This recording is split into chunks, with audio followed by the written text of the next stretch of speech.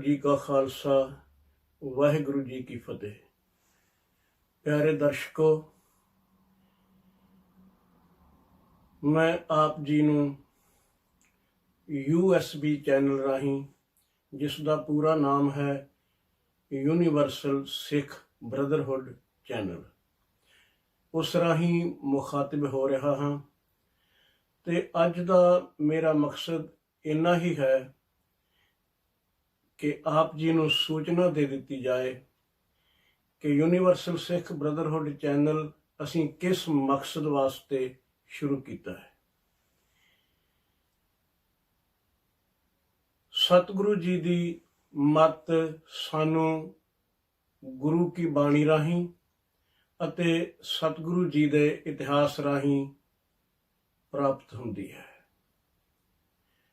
ਸੋ ਇਸ ਚੈਨਲ ਤੋਂ ਆਪਾਂ ਸ੍ਰੀ ਗੁਰੂ ਗ੍ਰੰਥ ਸਾਹਿਬ ਜੀ ਦੀ ਪਾਵਨ ਬਾਣੀ ਦੀ ਲੜੀਵਾਰ ਵਿਚਾਰ ਵੀ ਸੰਗਤਾਂ ਤੱਕ ਪਹੁੰਚਾਉਣੀ ਹੈ ਅਤੇ ਇਸ ਦੇ ਨਾਲ ਨਾਲ ਸਤਿਗੁਰੂ ਗੁਰੂ ਨਾਨਕ ਸੱਚੇ ਪਾਤਸ਼ਾਹ ਜੀ ਦੇ ਇਤਿਹਾਸ ਤੋਂ ਲੈ ਕੇ ਤੇ ਲੜੀਵਾਰ ਗੁਰੂ ਇਤਿਹਾਸ, ਸਿੱਖ ਇਤਿਹਾਸ ਵੀ ਆਪ ਜੀ ਤੱਕ ਪਹੁੰਚਾਉਣ ਦਾ ਯਤਨ ਕਰਨਾ ਹੈ। ਸਾਡੀ ਇੱਛਾ ਹੈ ਕਿ ਸਮੁੱਚੀ ਸਿੱਖ ਬ੍ਰਦਰਹੁੱਡ ਦਾ ਇਹ ਚੈਨਲ ਹੋਵੇ। ਆਪਣੇ ਵੱਲੋਂ ਇਸੇ ਭਾਵਨਾ ਨਾਲ ਪ੍ਰਾਰੰਭ ਕੀਤਾ ਹੈ ਤੇ ਇਸ ਲਈ ਆਰੰਭ ਵਿੱਚ ਹੀ ਮੈਂ ਆਪ ਜੀ ਨੂੰ ਇਹ ਬੇਨਤੀ ਕਰਨੀ ਚਾਹੁੰਦਾ ਹਾਂ ਕਿ ਜਿਸ ਪਾਸ ਵੀ ਇਹ ਵੀਡੀਓ ਪਹੁੰਚਦੀ ਹੈ, ਅਗਰ ਗੁਰਮਤ ਨਾਲ, ਗੁਰਬਾਣੀ ਨਾਲ, ਗੁਰੂ ਨਾਲ ਪ੍ਰੇਮ ਹੈ ਤਾਂ ਇਸ ਚੈਨਲ ਨੂੰ ਸਬਸਕ੍ਰਾਈਬ ਕਰਕੇ ਤੁਸੀਂ ਵੀ ਇਸ ਸਿੱਖ ਬ੍ਰਦਰਹੁੱਡ ਦੇ ਅੰਦਰ ਸ਼ਾਮਲ ਹੋਵੋ। ਹੋਰਨਾਂ ਨੂੰ ਵੀ ਪ੍ਰੇਰਨਾ ਕਰੋ, ਸ਼ੇਅਰ ਕਰੋ ਵੀਡੀਓਜ਼ ਅਤੇ ਗੁਰੂ ਕੀਆਂ ਸਾਖੀਆਂ, ਗੁਰੂ ਕੀ ਬਾਣੀ ਗੁਰਸਿੱਖ ਲਾਇਕ ਤਾਂ ਕਰਨਗੇ ਹੀ, ਇਹ ਆਖਣ ਦੀ ਜ਼ਰੂਰਤ ਨਹੀਂ। ਸੋ ਇਹ ਪ੍ਰਮੁੱਖ ਬੇਨਤੀਆਂ ਨੇ। ਅੱਜ ਮੈਂ ਕੇਵਲ ਮਿਸਾਲ ਦੇ ਤੌਰ ਤੇ ਗੁਰੂ ਕੀਆਂ ਸਾਖੀਆਂ ਵਿੱਚੋਂ ਇੱਕ ਜ਼ਿਕਰ ਕਰਨਾ ਚਾਹੁੰਦਾ ਹਾਂ ਕਿ ਸਾਡਾ ਦਰਅਸਲ ਭਾਵ ਕੀ ਹੈ ਇਸ ਚੈਨਲ ਦੇ ਰਾਹੀਂ ਗੁਰੂ ਇਤਿਹਾਸ ਪਹੁੰਚਾਉਣ ਦਾ। ਅਨੇਕਾਂ ਸਾਖੀਆਂ ਨੇ ਜਿਨ੍ਹਾਂ ਵਿੱਚੋਂ ਅੱਜ ਮੈਂ ਇੱਕ ਦਾ ਜ਼ਿਕਰ ਕਰਾਂਗਾ, ਉਹ ਵੀ ਸੰਖੇਪ ਵਿੱਚ। ਫਿਰ ਲੜੀਵਾਰ ਵਿਚਾਰ ਵਿੱਚ ਆਪਾਂ ਡਿਟੇਲ ਸਹਿਤ ਵਿਚਾਰ ਸਾਂਝੀ ਕਰਾਂਗੇ। ਪਿਤਾ ਮਹਿਤਾ ਕਾਲੂ ਜੀ ਨੇ ਬਾਬਾ ਨਾਨਕ ਜੀ ਨੂੰ ਆਖਿਆ, ਪੁੱਤਰ, ਬਚਪਨ ਵਿੱਚ ਅਨੇਕਾਂ ਨਗਰ ਦੇ ਬੱਚੇ ਬਾਲ ਕੇ ਘਰ ਦੇ ਡੰਗਰਾਂ ਨੂੰ ਚਰਾਉਣ ਵਾਸਤੇ ਖੇਤਾਂ ਵਿੱਚ, ਝਰਾਂਦਾਂ ਵਿੱਚ ਲੈ ਕੇ ਜਾਂਦੇ ਨੇ ਤੇ ਤੇਰੇ ਪਾਸ ਵੀ ਵਕਤ ਹੁੰਦਾ ਹੈ ਤੇ ਇਹ ਜ਼ਿੰਮੇਵਾਰੀ ਥੋੜੀ ਤੂੰ ਵੀ ਨਿਭਾ। ਬਾਬਾ ਨਾਨਕ ਜੀ ਨੇ ਹੱਥ ਜੋੜ ਲਏ ਪਿਤਾ ਜੀ ਦੇ ਅੱਗੇ, ਜਿਵੇਂ ਆਗਿਆ ਸਤ ਬਚਨ, ਮੈਂ ਆਪ ਜੀ ਦੇ ਹੁਕਮ ਦੀ ਪਾਲਣਾ ਕਰਾਂਗਾ। ਪਸ਼ੂ ਚਰਾਵਣ ਵਾਸਤੇ ਹਜ਼ੂਰ ਲੈ ਕੇ ਜਾਂਦੇ ਨੇ ਤੇ ਇਹਨਾਂ ਹੀ ਦਿਨਾਂ ਦੀਆਂ ਕੁਝ ਪ੍ਰਮੁੱਖ ਘਟਨਾਵਾਂ ਸਿੱਖ ਇਤਿਹਾਸ ਵਿੱਚ ਆਉਂਦੀਆਂ ਨੇ, ਜਿਵੇਂ ਸਾਹਿਬ ਦਰਖਤ ਹੇਠ ਵਿਸਰਾਮ ਕਰਦੇ ਨੇ, ਸੂਰਜ ਦੇ ਰੁਖ ਬਦਲਣ ਨਾਲ ਪਰਛਾਵੇਂ ਢਲ ਗਏ ਤੇ ਇੱਕ ਸਰਪ ਨੇ ਆ ਕੇ ਛਾਂ ਕੀਤੀ। ਜਾਂ ਇੱਕ ਕਥਾ ਇਉਂ ਵੀ ਹੈ ਕਿ ਸਭ ਦਰਖਤਾਂ ਦੇ ਪਰਛਾਵੇਂ ਢਲ ਗਏ, ਪਰ ਸਤਿਗੁਰੂ ਜੀ ਜਿਸ ਦਰਖਤ ਹੇਠ ਵਿਸਰਾਮ ਕਰ ਰਹੇ ਸਨ, ਉਹ ਪਰਛਾਵਾਂ ਨਹੀਂ ਢਲਿਆ। ਇਉਂ ਹੀ ਇੱਕ ਸਾਖੀ ਹੈ ਜਿਸ ਦਾ ਮੈਂ ਅੱਜ ਜ਼ਿਕਰ ਕਰਨਾ ਚਾਹੁੰਦਾ ਹਾਂ।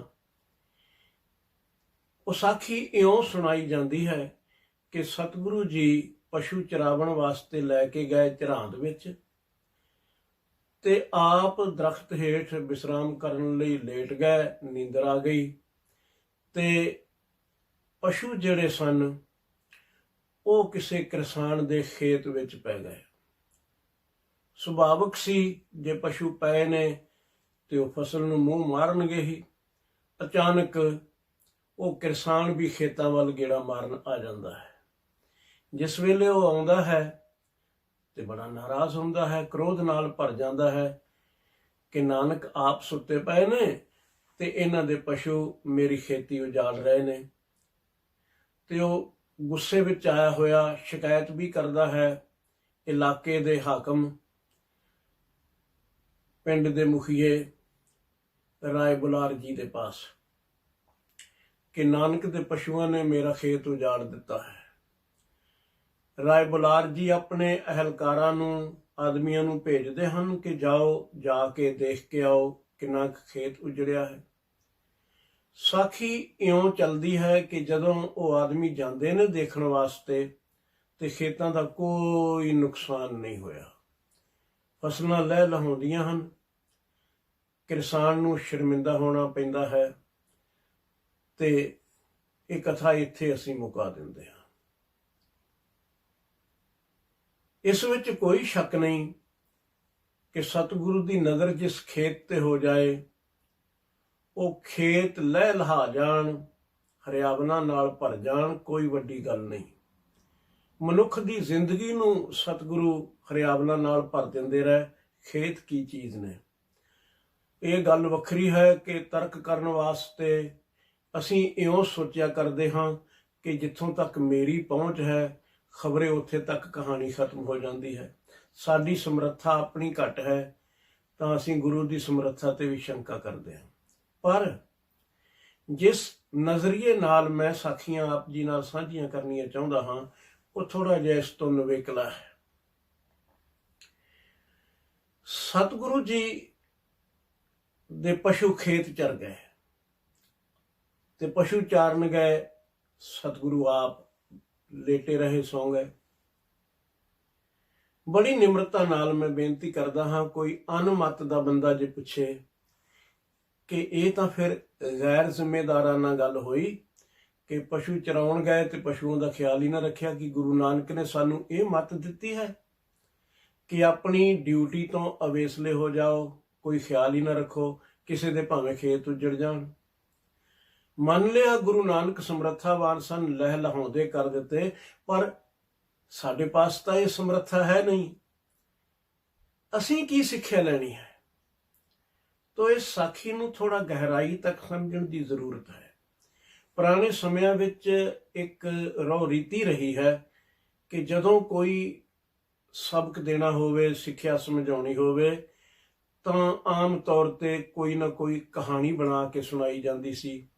ਇਉਂ ਹੀ ਇਤਿਹਾਸ ਦੀਆਂ ਸਾਖੀਆਂ ਨੂੰ ਵੀ ਉਹ ਰੰਗਤ ਦਿੱਤੀ ਜਾਂਦੀ ਸੀ ਕਿ ਮਨੁੱਖ ਨੂੰ ਸਮਝ ਆ ਜਾਏ। ਸਤਿਗੁਰੂ ਨਾਨਕ ਦੇਵ ਪਾਤਸ਼ਾਹ ਜੀ ਦੀ ਜੋ ਮੱਤ ਹੈ ਨਾ, ਉਹ ਅਵੇਸਲੇ ਹੋਣ ਵਾਲੀ ਬਿਲਕੁਲ ਨਹੀਂ। ਕਿਸਾਨ ਦੀ ਵੀ ਆਪਣੀ ਸੋਚ ਹੈ। ਪਸ਼ੂ ਕਿਨਾਰੇ ਦੀ ਵੱਟ ਤੇ ਵੀ, ਫਸਲ ਦੇ ਕਿਨਾਰੇ ਤੇ ਵੀ ਚੁਗਦੇ ਹੋਣ, ਤੇ ਜਿਸ ਵੇਲੇ ਖੇਤਾਂ ਦਾ ਮਾਲਕ ਆਉਂਦਾ ਹੈ, ਅਸਾਂ ਖੇਤੀਬਾੜੀ ਕੀਤੀ ਵੀ ਹੈ ਤੇ ਕਰਦੇ ਦੇਖੇ ਵੀ ਨੇ, ਕਿਸਾਨ ਦੇ ਮਨ ਅੰਦਰ ਆ ਜਾਂਦਾ ਹੈ, ਬਸ ਮੇਰਾ ਖੇਤ ਤਾਂ ਉੱਜੜ ਗਿਆ। ਤੇ ਉਹ ਕ੍ਰੋਧ ਵਿੱਚ ਵੀ ਆਏਗਾ। ਜਿਸ ਵੇਲੇ ਕ੍ਰੋਧ ਵਿੱਚ ਕੋਈ ਮਨੁੱਖ ਆ ਜਾਂਦਾ ਹੈ, ਉਸ ਦੀ ਬਿਰਤੀ ਤਾਂ ਬਦਲਦੀ ਹੀ ਹੈ, ਉਸ ਦੀ ਦ੍ਰਿਸ਼ਟੀ ਵੀ ਬਦਲ ਜਾਂਦੀ ਹੈ। ਉਸ ਨੂੰ ਸੱਚ ਦਿਖਾਈ ਨਹੀਂ ਦਿੰਦਾ, ਉਸ ਨੂੰ ਕੁਝ ਹੋਰ ਹੀ ਦਿਖਾਈ ਦਿੰਦਾ ਹੈ। ਖੂਨ ਅੱਖਾਂ ਵਿੱਚ ਉਤਰ ਆਉਂਦਾ ਹੈ। ਤੇ ਸੁਭਾਵਿਕ ਸੀ, ਕ੍ਰੋਧ ਵਿੱਚ ਆਇਆ, ਕਿਸਾਨ ਸ਼ਿਕਾਇਤ ਵੀ ਕਰੇ। ਪਰ ਸਵਾਲ ਇਹ ਹੈ, ਗੁਰੂ ਨਾਨਕ ਅਵੇਸਲੇ ਨਹੀਂ ਹੋ ਸਕਦੇ। ਤੇ ਸਤਿਗੁਰੂ ਜੀ ਨੇ ਸਾਨੂੰ ਵੀ ਮੱਤ ਦਿੱਤੀ ਹੈ। ਬਾਹਰ ਦੇ ਪਸ਼ੂਆਂ ਦੀ ਤਾਂ ਗੱਲ ਛੱਡੋ, ਪਸ਼ੂ ਕੋਈ ਬੁਰੀ ਚੀਜ਼ ਨਹੀਂ। ਪਸ਼ੂ ਵੀ ਘਾਹ ਪੱਠਾ ਖਾ ਕੇ ਦੁੱਧ ਦਿੰਦੇ ਨੇ, ਤੇ ਸਤਿਗੁਰੂ ਜੀ ਨੇ ਉਹਨਾਂ ਨੂੰ ਉਸ ਮਨੁੱਖ ਨਾਲੋਂ ਚੰਗੇ ਆਖਿਆ ਹੈ ਜਿਹੜਾ ਮਨੁੱਖ ਮਨੁੱਖੀ ਜਾਮਾ ਪਾ ਕੇ ਤੇ ਫਿਰ ਨਿਰੰਕਾਰ ਨੂੰ ਚੇਤੇ ਨਾ ਕਰੇ, ਦਾਤੇ ਨੂੰ ਭੁੱਲ ਜਾਏ ਜਿਸ ਨੇ ਜ਼ਿੰਦਗੀ ਦਿੱਤੀ ਹੈ। ਹਜ਼ੂਰ ਦੇ ਬਚਨ ਹਨ, ਸ੍ਰੀ ਗੁਰੂ ਗ੍ਰੰਥ ਸਾਹਿਬ ਜੀ ਦੀ ਪਾਵਨ ਬਾਣੀ ਹੈ, ਪਸ਼ੂ ਮਿਲਹਿ ਚੰਗਿਆਈਆਂ, ਖੜ ਖਾਵਹਿ ਅੰਮ੍ਰਿਤ ਦੇਹ, ਨਾਮ ਵਿਹੂਣੇ ਆਦਮੀ, ਤ੍ਰਿਗ ਜੀਵਨ ਕਰਮ ਕਰੇ। ਹੁਣ ਹੈ ਸਵਾਲ ਕਿ ਅਸੀਂ ਵੀ ਪਸ਼ੂਆਂ ਨੂੰ ਚਰਾਉਂਦੇ ਹਾਂ। ਜ਼ਰੂਰੀ ਨਹੀਂ ਖੇਤਾਂ ਵਿੱਚ ਲੈ ਕੇ ਜਾਈਏ, ਜ਼ਿੰਦਗੀ ਨੂੰ ਨੇੜਿਓਂ ਹੋ ਕੇ ਸਮਝਣ ਦੀ ਲੋੜ ਹੈ। ਅਸੀਂ ਵੀ ਚਰਾਉਂਦੇ ਹਾਂ। ਸਾਡਾ ਹਰ ਇੰਦਰਾ ਪਸ਼ੂ ਹੈ ਤੇ ਪਸ਼ੂ ਬੁਰਾ ਨਹੀਂ ਹੁੰਦਾ। ਮੈਂ ਫਿਰ ਆਖਦਾ ਹਾਂ, ਪਸ਼ੂ ਬੁਰੇ ਨਹੀਂ ਜੇ ਕੰਟਰੋਲ ਵਿੱਚ ਰਹਿਣ। ਫਿਰ ਤਾਂ ਘਾਹ ਖਾ ਕੇ ਦੁੱਧ ਦਿੰਦੇ ਨੇ। ਜੇ ਕੰਟਰੋਲ ਤੋਂ ਬਾਹਰ ਹੋ ਜਾਣ ਤਾਂ ਫਿਰ ਲੋਕਾਂ ਦੀਆਂ ਫਸਲਾਂ ਵੀ ਉਜਾੜਦੇ ਨੇ। ਸਾਡਾ ਹਰ ਇੰਦਰਾ ਮਾਨੋ ਇੱਕ ਪਸ਼ੂ ਦੀ ਨਿਆਈ ਹੀ ਹੈ। ਜੇ ਇਸ ਨੂੰ ਕਾਬੂ ਵਿੱਚ ਰੱਖੀਏ ਤਾਂ ਇਹ ਅੱਖਾਂ ਸੰਸਾਰ ਦੀ ਸੁੰਦਰਤਾ ਨੂੰ ਦੇਖਣ ਤੇ ਆਪ ਮੁਹਾਰੀਆਂ ਹੋ ਕੇ ਕਿਸੇ ਦੇ ਰੂਪ ਨੂੰ ਤੱਕ ਕੇ ਉਸ ਤੇ ਕਬਜ਼ਾ ਕਰਨ ਦੀ ਕੋਸ਼ਿਸ਼ ਮਨ ਵਿੱਚ ਨਾ ਪੈਦਾ ਹੋਵੇ। ਕਿਸੇ ਦਾ ਖੇਤ ਉਜਾੜਨ ਵੱਲ ਨਾ ਤੁਰਨ, ਬਲਕਿ ਗੁਰਬਾਣੀ ਅੰਦਰ ਬਚਨ ਆਏ ਨੇ, ਦੁਨੀਆ ਦਾ ਚਿੱਤਰ ਬੜਾ ਪਿਆਰਾ ਹੈ ਤੇ ਇਸ ਖੂਬਸੂਰਤ ਚਿੱਤਰ ਨੂੰ ਖੂਬਸੂਰਤ ਆਖੋ, ਤੱਕੋ ਵੀ, ਪਰ ਨਾਲ ਚੇਤੇ ਰੱਖੋ ਜਿਸ ਨੇ ਬਣਾਇਆ ਹੈ ਉਹ ਚਿੱਤਰਕਾਰ ਕਿੰਨਾ ਸਿਆਣਾ ਹੋਵੇਗਾ। ਚਿੱਤਰ ਨੂੰ ਦੇਖ ਕੇ ਚਿੱਤਰਕਾਰ ਨਾਲ ਜੁੜ ਜਾਏ ਕੋਈ ਮਨੁੱਖ ਤਾਂ ਉਹਨੂੰ ਦੇਖਣ ਦੀ ਜਾਚ ਆਉਂਦੀ ਹੈ। ਉਸ ਦੀਆਂ ਅੱਖਾਂ ਆਪ ਮੁਹਾਰੇ ਪਸ਼ੂ ਨਹੀਂ ਬਣੀਆਂ। ਚਿੱਤਰ ਬਚਿੱਤਰ ਇਹ ਹੈ ਅਵਚੇਰਾ, ਤਜ ਚਿੱਤਰੈ ਚਿੱਤ ਰਾਖ ਚਿਤੇਰਾ। ਚਿੱਤਰ ਨੂੰ ਛੱਡ ਚਿੱਤਰਕਾਰ ਨੂੰ ਚੇਤੇ ਕਰ। ਇਉਂ ਹੀ ਸਾਡੇ ਕੰਨਾਂ ਦੇ ਪਸ਼ੂ ਨੇ। ਸਾਨੂੰ ਆਪਣੀ ਵਡਿਆਈ ਕੋਈ ਝੂਠੀ ਹੀ ਕਰੇ, ਪਤਾ ਹੁੰਦਾ ਹੈ ਆਪਣੇ ਆਪ ਨੂੰ ਕਿ ਇਹ ਆਦਮੀ ਕੇਵਲ ਖੁਸ਼ਾਮਦ ਕਰ ਰਿਹਾ ਹੈ, ਕੋਈ ਗਰਜ ਹੋਵੇਗੀ, ਪਰ ਸਾਨੂੰ ਫਿਰ ਵੀ ਉਹ ਝੂਠੀ ਵਡਿਆਈ ਵੀ ਆਪਣੀ ਚੰਗੀ ਲੱਗਦੀ ਹੈ। ਇਉਂ ਹੀ ਕਿਸੇ ਦੀ ਕੋਈ ਨਿੰਦਿਆ ਕਰੇ, ਭਾਵੇਂ ਉਹ ਔਗਣ ਕਿਸੇ ਵਿੱਚ ਨਾ ਵੀ ਹੋਣ, ਪਰ ਕੋਈ ਸੁਣਾਉਣ ਵਾਲਾ ਮਿਲ ਜਾਏ, ਕੰਨਾਂ ਨੂੰ ਬੜਾ ਰਸ ਆਉਣ ਲੱਗ ਪੈਂਦਾ ਹੈ। ਇਹ ਅਵਾਰਾ ਪਸ਼ੂਆਂ ਵਾਲੀ ਹਾਲਤ ਹੈ। ਜਿਸ ਵੇਲੇ ਮਨੁੱਖ ਨੂੰ ਆਪਣੀ ਝੂਠੀ ਵਡਿਆਈ ਚੰਗੀ ਲੱਗੇ, ਦੂਜੇ ਦੇ ਝੂਠੇ ਔਗਣ ਪਿਆਰੇ ਲੱਗਣ ਲੱਗ ਪੈਣ, ਸੁਣ ਕੇ ਖੁਸ਼ ਹੋਵੇ, ਤਾਂ ਸਮਝ ਲੈਣਾ ਚਾਹੀਦਾ ਇਹ ਦੋਹਾਂ ਕੰਨਾਂ ਦੇ ਪਸ਼ੂ ਵੀ ਆਪ ਮੁਹਾਰੇ ਨੇ। ਇਹ ਝੂਠੀ ਨਿੰਦਿਆ ਜੇ ਸੁਣਦੇ ਨੇ ਤਾਂ ਕਰਨਗੇ ਵੀ। ਸਾਡੇ ਸਰੀਰ ਦਾ ਇੱਕ ਸਿਸਟਮ ਹੈ ਤੇ ਉਹ ਸਿਸਟਮ ਇਹ ਹੈ ਜੋ ਅਸੀਂ ਸੁਣਦੇ ਹਾਂ, ਅੱਜ ਨਹੀਂ ਤੇ ਕੱਲ ਸਹੀ, ਦੇਰ ਅਬੇਰ ਅਸੀਂ ਉਹ ਬੋਲਣ ਵੀ ਲੱਗ ਪੈਂਦੇ ਹਾਂ। ਗੁਰੂ ਅਮਰਦਾਸ ਸੱਚੇ ਪਾਤਸ਼ਾਹ ਜੀ ਦੇ ਬਚਨ ਹਨ, ਕੰਨਾਂ ਨੂੰ ਮੁਖਾਤਬ ਕਰਕੇ ਆਨੰਦ ਦੀ ਪਾਵਨ ਬਾਣੀ ਵਿੱਚ। ਹਜ਼ੂਰ ਕਹਿੰਦੇ ਨੇ, ਇਹ ਸ਼ਰਵਣ ਹੋ ਮੇਰੇ ਹੋ ਸੱਚੈ ਸੁਣਨੇ ਨੂੰ ਪਠਾਏ। ਤੁਹਾਨੂੰ ਸੱਚ ਸੁਣਨ ਵਾਸਤੇ, ਅਟਲ ਰਹਿਣ ਵਾਲੇ ਪ੍ਰਭੂ ਦਾ ਜ਼ਿਕਰ ਸੁਣਨ ਵਾਸਤੇ ਭੇਜਿਆ ਹੈ। ਤੇ ਇਕੱਲੇ ਕੰਨ ਭੇਜ ਦਿੱਤੇ ਜਾਣ ਕਿਸੇ ਕੰਮ ਨਹੀਂ, ਸੁਣਨ ਦੀ ਸਮਰੱਥਾ ਨਹੀਂ ਰਹੇਗੀ। ਸੁਣਦੇ ਵੀ ਤਾਂ ਹੀ ਨੇ ਜੇ ਸਰੀਰ ਨਾਲ ਲੱਗੇ ਹੋਏ ਨੇ। ਇਹ ਸ਼ਰਵਣ ਹੋ ਮੇਰੇ ਹੋ ਸੱਚੈ ਸੁਣਨੇ ਨੂੰ ਪਠਾਏ, ਸੱਚੈ ਸੁਣਨੇ ਨੂੰ ਪਠਾਏ ਸਰੀਰ ਲਾਏ। ਸੁਣੋ ਸਤ ਬਾਣੀ, ਨਤੀਜਾ ਕੀ ਹੋਵੇਗਾ? ਜਿਤ ਸੁਣੀ ਮਨ ਤਨ ਹਰਿਆ ਹੋਆ, ਰਸਨਾ ਰਸ ਸਮਾਣੀ। ਸੁਣਿਆ ਕੰਨਾਂ ਤੋਂ ਸੀ ਪਰ ਰਸ ਜ਼ੁਬਾਨ ਵਿੱਚ ਵੀ ਭਰ ਗਿਆ। ਜਿਹੜਾ ਆਦਮੀ ਜ਼ਿਕਰ ਖੁਦਾ ਸੁਣਦਾ ਹੈ, ਪਰਮਾਤਮਾ ਦੀ ਸਿਫਤ ਸਲਾਹ ਸੁਣਨ ਦਾ ਸ਼ੌਕੀਨ ਬਣ ਜਾਂਦਾ ਹੈ, ਆਸ਼ਿਕ ਬਣ ਜਾਂਦਾ ਹੈ, ਉਸ ਦੀ ਰਸਨਾ ਸੁਤੇ ਸਿੱਧ ਹੀ ਗਾਉਣ ਵੀ ਲੱਗ ਪਵੇਗੀ, ਕੋਈ ਉਚੇਚ ਕਰਨ ਦੀ ਲੋੜ ਹੀ ਨਹੀਂ ਪੈਂਦੀ। ਰਸਨਾ ਰਸ ਸਮਾਣੀ, ਸੱਚ ਅਲਖ ਵਿਡਾਣੀ, ਤਾਕੀ ਗਤ ਕਹੀ ਨਾ ਜਾਏ। ਕਹੈ ਨਾਨਕ ਅੰਮ੍ਰਿਤ ਨਾਮ ਸੁਣੋ, ਪਵਿੱਤਰ ਹੋਵੋ, ਸੱਚੈ ਸੁਣਨੇ ਨੂੰ ਪਠਾਏ। ਤੇ ਜਿਸ ਵੇਲੇ ਉਸ ਸੱਤ ਨੂੰ ਛੱਡ ਕੇ ਕੰਨ ਕੂੜ ਵਾਲੇ ਪਾਸੇ ਹੋ ਜਾਣ, ਤਾਂ ਫਿਰ ਦੂਜੇ ਦੀ ਨਿੰਦਿਆ ਸੁਣ ਕੇ ਸਵਾਦ ਲੈਣ ਦਾ ਮਤਲਬ ਕੀ ਹੈ? ਇੱਕੋ ਹੀ ਹੈ ਨਾ, ਕਿ ਦੂਜੇ ਦਾ ਖੇਤ ਉਜੜੇ, ਉਸ ਦੀ ਨਿੰਦਾ ਵੱਧ ਤੋਂ ਵੱਧ ਫੈਲੇ, ਉਸ ਦੀ ਬਦਨਾਮੀ ਹੋਵੇ, ਤਾਂ ਇਹ ਆਪ ਮੁਹਾਰੇ ਪਸ਼ੂ ਬਣ ਗਏ। ਇਉਂ ਹੀ ਜ਼ੁਬਾਨ ਦੀ ਹਾਲਤ ਹੈ। ਨਿਰੰਕਾਰ ਨੇ ਜਿਹੜਾ ਗੁਣ ਜ਼ੁਬਾਨ ਨੂੰ ਦਿੱਤਾ ਹੈ, ਕਮਾਲ ਦਾ ਹੈ।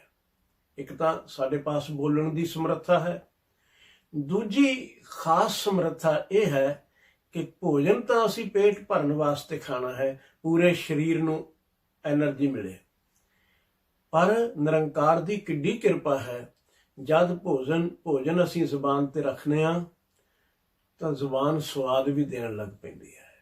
ਉਸ ਭੋਜਨ ਦਾ ਮਜ਼ਾ ਵੀ ਅਸੀਂ ਮਾਣਦੇ ਹਾਂ।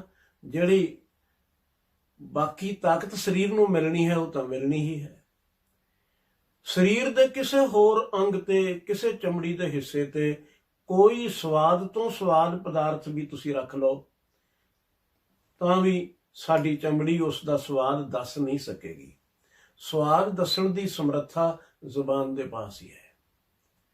ਪਰ ਜੇ ਇਹ ਆਪ ਮੁਹਾਰੀ ਹੋ ਜਾਏ, ਇਸ ਤੇ ਅਸੀਂ ਕਾਬੂ ਨਾ ਰੱਖੀਏ, ਸਾਵਧਾਨੀ ਨਾ ਵਰਤੀਏ, ਜਾਗਰਤ ਨਾ ਰਹੀਏ, ਤਾਂ ਫਿਰ ਇਹ ਪੇਟ ਭਰਨ ਦਾ ਖਿਆਲ ਜਾਏ ਭੁੱਲ ਤੇ ਸਵਾਦਾਂ ਖਾਤਰ ਖਾਣ ਲੱਗ ਪਈਏ। ਪਸ਼ੂ ਆਪ ਮੁਹਾਰਾ ਹੋ ਗਿਆ। ਫਾਲਤੂ ਅਨਾਜ ਦਾ ਉਜਾੜਾ ਕਰੇਗਾ ਤੇ ਨਾਲ ਸਰੀਰ ਦੀ ਬਰਬਾਦੀ ਤਾਂ ਕਰੇਗਾ ਹੀ। ਇਉਂ ਸਾਡੇ ਸਾਰੇ ਇੰਦਰੀਆਂ ਦੀ ਹਾਲਤ ਹੈ। ਇਹ ਪਸ਼ੂ ਨੇ, ਜੇ ਰੱਖੀਏ ਕੰਟਰੋਲ ਵਿੱਚ, ਸਾਵਧਾਨ ਰਹੀਏ, ਤਾਂ ਖੜ ਖਾਵੇ ਅੰਮ੍ਰਿਤ ਦੇਹ ਦੀ ਅਵਸਥਾ ਤੱਕ ਪੁੱਜ ਜਾਣ।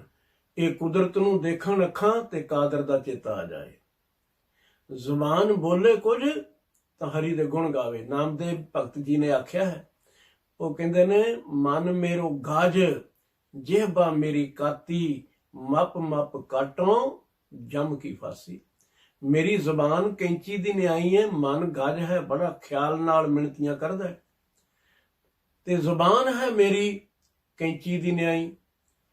ਕੈਂਚੀ ਮੂਰਖ ਦੇ ਹੱਥ ਆ ਜਾਏ ਤੇ ਕੀਮਤੀ ਤੋਂ ਕੀਮਤੀ ਬਸਤਰ ਨੂੰ ਵੀ ਭਾਵੇਂ ਕੱਟ ਕੱਟ ਲੀਰਾ ਬਣਾ ਦੇ, ਤੇ ਉਹੀ ਕੈਂਚੀ ਕਿਸੇ ਦਰਜੀ ਦੇ ਹੱਥ ਵਿੱਚ ਹੋਵੇ ਤੇ ਉਹ ਤਰ੍ਹਾਂ ਤਰ੍ਹਾਂ ਦੇ ਡਿਜ਼ਾਈਨ ਬਣਾ ਦੇਵੇ, ਲੋਕ ਪਹਿਨ ਕੇ ਖੁਸ਼ ਹੋਣ। ਇਹ ਜ਼ੁਬਾਨ ਉਹੀ ਹੈ। ਪਰ ਨਾਮਦੇਵ ਜੀ ਕਹਿੰਦੇ ਨੇ, ਮੈਨੂੰ ਵਰਤਣੀ ਆ ਗਈ, ਮੱਪ ਮੱਪ ਕਾਟੋਂ ਜਮ ਕੀ ਫਾਸੀ। ਮੈਂ ਮਿਣ ਮਿਣ ਕੇ ਜਮਾਂ ਦੀਆਂ ਫਾਹੀਆਂ ਕੱਟ ਰਿਹਾ।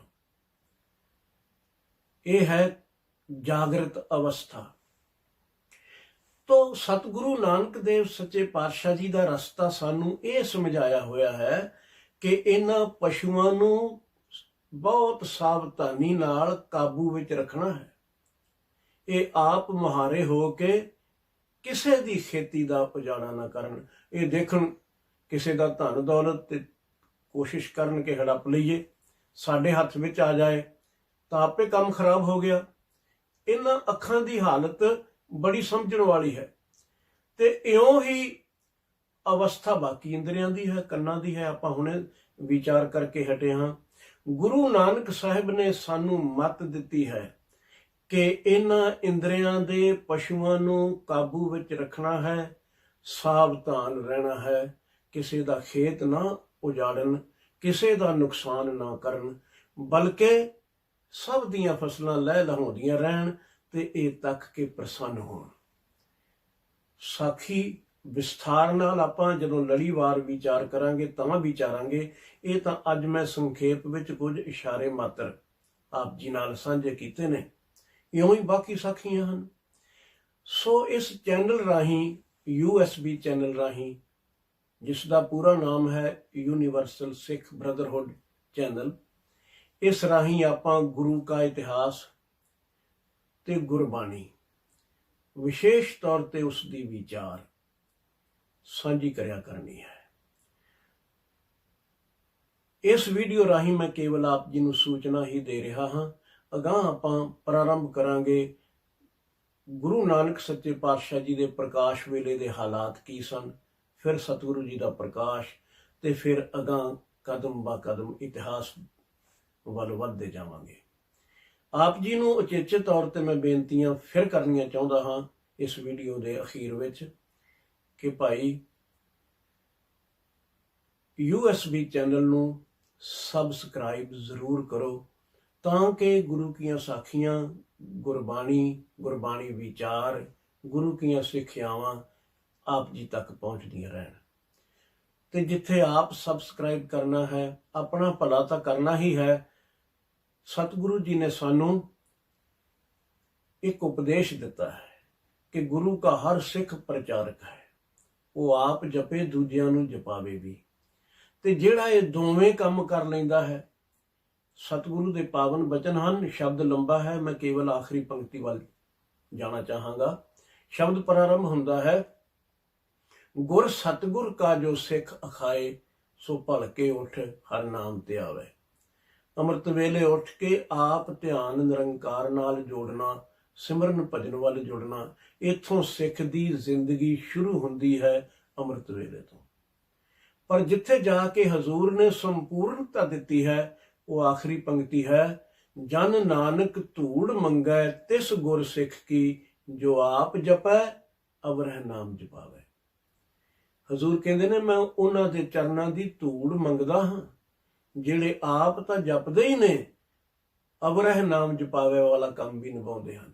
ਉਹ ਦੂਜਿਆਂ ਨੂੰ ਵੀ ਨਾਮ ਜਪਾਉਂਦੇ ਹਨ, ਜੋੜਦੇ ਹਨ ਨਿਰੰਕਾਰ ਨਾਲ। ਇਹੀ ਗੱਲ ਜ਼ਰੂਰੀ ਹੈ। ਸੋ ਜਿੱਥੇ ਆਪ ਸਬਸਕ੍ਰਾਈਬ ਕਰਕੇ ਗੁਰਬਾਣੀ, ਗੁਰਮਤ, ਗੁਰ ਇਤਿਹਾਸ ਨਾਲ ਜੁੜਨਾ ਹੈ, ਉੱਥੇ ਭਾਈ ਇਹ ਸੇਵਾ ਵੀ ਨਿਭਾਓ ਕਿ ਜਿੰਨਾ ਤੁਹਾਡਾ ਸਰਕਲ ਹੈ ਸਾਰਿਆਂ ਨੂੰ ਇਹ ਸ਼ੇਅਰ ਵੀ ਕਰੋ ਤੇ ਸਾਰਿਆਂ ਨੂੰ ਇਹ ਬੇਨਤੀ ਆਪਣੇ ਵੱਲੋਂ ਨਿਮਰਤਾ ਪੂਰਵਕ ਜ਼ਰੂਰ ਕਰੋ ਕਿ ਉਹ ਵੀ ਇਸ ਚੈਨਲ ਨੂੰ ਸਬਸਕ੍ਰਾਈਬ ਕਰਨ ਤੇ ਅਗਾਂਹ ਵੀ ਦੂਜਿਆਂ ਨੂੰ ਪ੍ਰੇਰਨਾ ਕਰਨ। ਕਮੈਂਟਸ ਆਪ ਜੀ ਆਪਣੇ ਵਿਚਾਰ ਲਿਖ ਸਕਦੇ ਹੋ। ਅਸੀਂ ਕੋਸ਼ਿਸ਼ ਕਰਾਂਗੇ ਕਿ ਆਪ ਜੀ ਦੇ ਕਮੈਂਟਸ ਨੂੰ ਵਿਚਾਰ ਕੇ ਜੋ ਸਾਨੂੰ ਸੇਧ ਮਿਲੇ ਉਹ ਲਈਏ। ਜੇ ਕੋਈ ਪ੍ਰਸ਼ਨ ਹੋਵੇ ਤੇ ਉਸ ਨੂੰ ਵੀ ਜਿਵੇਂ ਵਾਹਿਗੁਰੂ ਮਤ ਬਖਸ਼ਣ ਅਸੀਂ ਹੱਲ ਕਰਨ ਦਾ ਯਤਨ ਕਰੀਏ। ਤੇ ਇਸ ਦੇ ਨਾਲ ਨਾਲ ਜਿੱਥੇ ਸਬਸਕ੍ਰਾਈਬ ਕਰਨਾ ਹੈ, ਸ਼ੇਅਰ ਕਰਨਾ ਹੈ, ਕਮੈਂਟਸ ਦੇਣੇ ਨੇ, ਉੱਥੇ ਆਖਣ ਦੀ ਜ਼ਰੂਰਤ ਤਾਂ ਨਹੀਂ, ਪਰ ਮੈਂ ਫਿਰ ਵੀ ਬੇਨਤੀ ਕਰ ਦਿੰਦਾ ਹਾਂ, ਕੌਣ ਗੁਰੂ ਕਾ ਪਿਆਰਾ ਹੈ ਜਿਸ ਨੂੰ ਗੁਰੂ ਕੀਆਂ ਸਾਖੀਆਂ ਪਸੰਦ ਨਾ ਹੋਣ ਜਾਂ ਗੁਰਬਾਣੀ ਪਸੰਦ ਨਾ ਹੋਵੇ। ਲਾਈਕ ਕਰਨਾ ਵੀ ਨਾ ਭੁੱਲਣਾ। ਅੱਜ ਦੀ ਇਸ ਵੀਡੀਓ ਨੂੰ ਮੈਂ ਇੱਥੇ ਹੀ ਸਮਾਪਤ ਕਰਦਾ ਹਾਂ ਤੇ ਅਗਾਂਹ ਆਪਾਂ ਲੜੀ ਸ਼ੁਰੂ ਕਰਾਂਗੇ ਗੁਰੂ ਨਾਨਕ ਸੱਚੇ ਪਾਤਸ਼ਾਹ ਜੀ ਦੇ ਪ੍ਰਕਾਸ਼ ਵੇਲੇ, ਹਜ਼ੂਰ ਦੀ ਹਯਾਤੀ ਵੇਲੇ ਹਾਲਾਤ ਸੰਸਾਰ ਦੇ ਕੀ ਸਨ। ਫਿਰ ਪ੍ਰਕਾਸ਼ ਤੇ ਫਿਰ ਅਗਾਂਹ ਆਪਾਂ ਸਾਖੀਆਂ ਦੀ ਸਾਂਝ ਪਾਵਾਂਗੇ। ਨਾਲ ਹੀ ਆਪਾਂ ਗੁਰਬਾਣੀ ਦੀ ਵਿਚਾਰ ਵੀ ਇੱਕ ਓੰਕਾਰ ਤੋਂ ਪ੍ਰਾਰੰਭ ਕਰਕੇ ਸੰਪੂਰਨ ਗੁਰੂ ਗ੍ਰੰਥ ਸਾਹਿਬ ਮਹਾਰਾਜ ਜੀ ਦੀ ਵਿਆਖਿਆ ਕਰਨ ਦਾ ਯਤਨ ਕਰਾਂਗੇ। ਜਿੰਨੀ ਕੁ ਵਾਹਿਗੁਰੂ ਜ਼ਿੰਦਗੀ ਦੇਵੇ, ਜਿੰਨੀ ਕੁ ਸਮਰੱਥਾ ਦੇਵੇ, ਜਿੰਨੀ ਕੁ ਅਕਲ ਦੇਵੇ। ਸੋ ਅੱਜ ਦੀ ਵੀਡੀਓ ਮੈਂ ਇੱਥੇ ਹੀ ਸਮਾਪਤ ਕਰਦਾ ਹਾਂ। ਸੋ ਦਾਸ ਯੂਕੇ ਤੋਂ ਗਿਆਨੀ ਸਰਵਣ ਸਿੰਘ ਆਪ ਜੀ ਨੂੰ ਮੁਖਾਤਬ ਹੈ, ਮੈਂ ਅਖੀਰ ਵਿੱਚ ਦੱਸ ਰਿਹਾ ਹਾਂ। ਸੋ ਆਪ ਜੀ ਨੇ ਚੈਨਲ ਨੂੰ ਜ਼ਰੂਰ ਸਬਸਕ੍ਰਾਈਬ ਕਰਨਾ, ਵੀਡੀਓ ਸ਼ੇਅਰ ਕਰਨੀਆਂ, ਗੁਰੂ ਦੀਆਂ ਸਾਖੀਆਂ ਤੇ ਗੁਰਬਾਣੀ ਲਾਈਕ ਕਰਨੀ ਨਾ ਭੁੱਲਣਾ। ਮੈਂ ਫਿਰ ਬੇਨਤੀ ਕਰ ਰਿਹਾ ਹਾਂ। ਇਹਨਾਂ ਬੇਨਤੀਆਂ ਦੇ ਨਾਲ ਹੀ ਫਤਿਹ ਪ੍ਰਵਾਨ ਕਰੋ। ਵਾਹਿਗੁਰੂ ਜੀ ਕਾ ਖਾਲਸਾ, ਵਾਹਿਗੁਰੂ ਜੀ ਕੀ ਫਤਿਹ।